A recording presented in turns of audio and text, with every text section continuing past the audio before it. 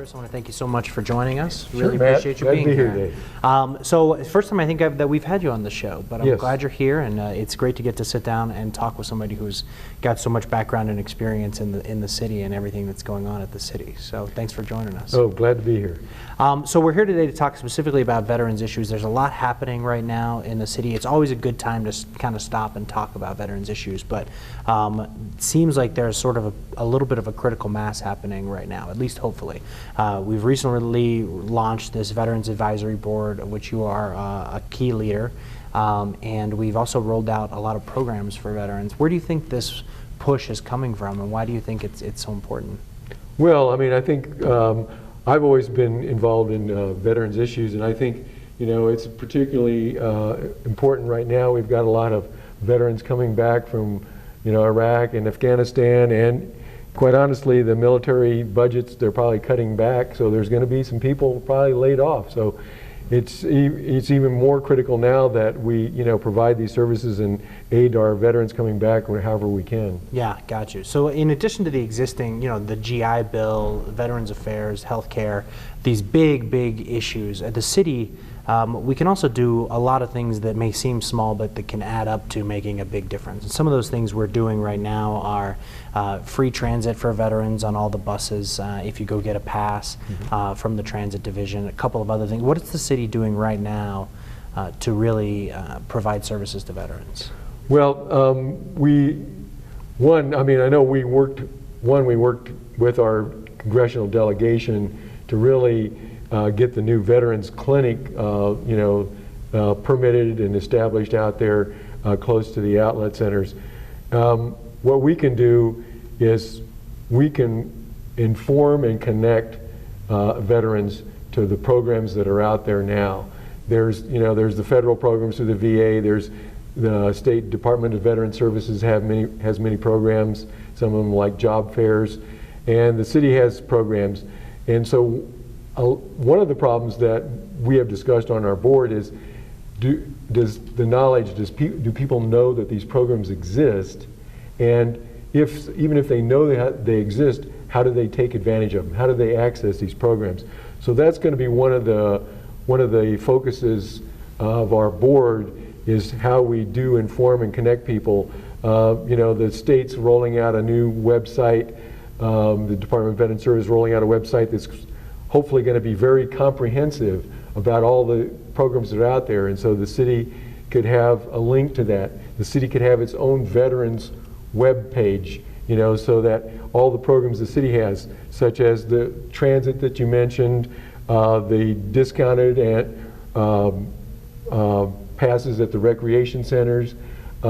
We even have procurement programs where businesses that qualify as veteran run or owned get a certain preference. We also have the provision in our human resources programs where veterans, if they meet the minimum qualifications for a position, they're guaranteed an interview. So, I mean, we need to be able to have that in a place where people who need that information can access it readily and not have to chase around, you know, all the different places that they're offered. We offer it the information in one location, you know, and then they can go where they need to go. Sure, yeah, I think a veteran's webpage is something easy to do that we can quickly put together too, yes. And something that could really be that hub. So the committee's had one meeting so far. What's next? Well, we've had one meeting so far, you know, sort of get to know each other, each other's backgrounds, all the and the expertise that everybody brings as required by the ordinance that established it. We've got people representing, you know, the homeless, arts, housing, financial sector, business sector. So we've got a good cross-section of people out there that are already knowledgeable in a lot of these things. So we will be pooling our informational resources to help the state in their effort to populate this website that they're going to have, and also to, you know, to establish a web page for the city so that we can get this information out. We will also, you know, simultaneously be looking at other programs the city can offer, you know, veterans that are not being offered already. And again, I want to emphasize, we're not trying to compete or duplicate anybody else's. We want to work with other groups that are providing programs, but if there's unique opportunities here in the city that we can provide services, then we're going to be looking at those. Yeah, fantastic, absolutely. And just to kind of summarize, so right now the city, there's free transit on all of the city buses for veterans, which connects to free rail runner access down to Albuquerque, and also free transit on the Albuquerque bus system for veterans. So you really have, between the two major metropolitan areas, a kind of a regional network. Right, there's a good cooperative working relationship with the other transit agencies. The idea being to make getting to the VA hospital in Albuquerque much simpler for folks who may be up here in Santa Fe. Well, and we also made sure that the new clinic here in Santa Fe is on a bus route.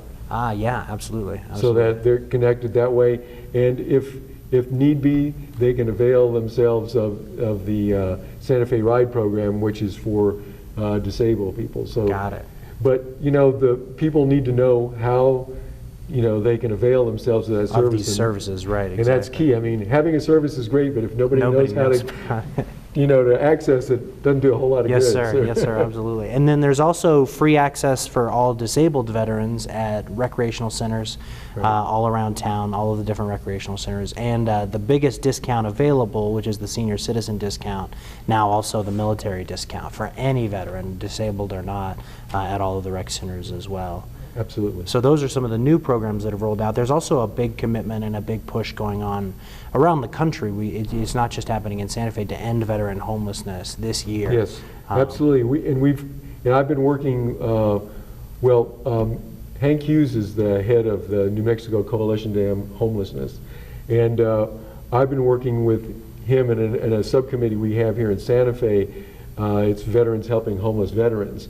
And so there's between, I mean, the biggest driver or the biggest help there is the vouchers from the feds on you know, providing housing for vets. And we're on target to actually reach our goal this year. Good, good, good. I just saw Las Cruces announce that they'd reached their goal for the year. Right. How's Albuquerque doing? Albuquerque, they say they're on target too. They obviously have the biggest population of homeless. Yeah. With theirs, but they say they're on target, and as far as we can tell, we are on target here in Santa Fe as well. Good, that's exciting news. Then that's good to hear. Yeah, but it's always a you know, something we don't want to lose sight of is that housing element, because under that principle of housing first, I mean, if you want to provide help to a veteran, you've got to get them into a stable situation, and so if they don't have housing, it's hard to help them. Sure. Because you don't know where they're going to be at any given time. Well, and there's that's kind of the new model, it seems, in homelessness and addressing homelessness across cultures, but including veterans, is that we're trying to address housing first and then provide some of those necessary, the treatment services, the counseling services that are out there. Right. Because it's kind of like without the housing, none of those other things are going to stick. That's right. It makes a lot of sense. It makes a lot of sense to me. So some exciting opportunities, I think, to really be that clearinghouse for those services that are out there, introduce some new services through this Veterans Advisory Board. Anything else you want to add about what's going on? Well, you know, I mean, anybody from the public, I mean, even if, you know, we have a board, but anybody from the public that has ideas or wants to have some input, you know, into our board, our next meeting is going to be Wednesday, August 15th at 4:30 at the city offices in the rail yard. Perfect, perfect. So we'll be able to pull that together. And those are all open to the public, and everybody's welcome at those meetings correct. as well. That is great. correct. All right. Well, thanks for coming by. We'll look forward to working with you on that website, getting that up and running, and anything else that's going on. Please keep us informed and keep in touch. Trust me, we will. All right. Great, great.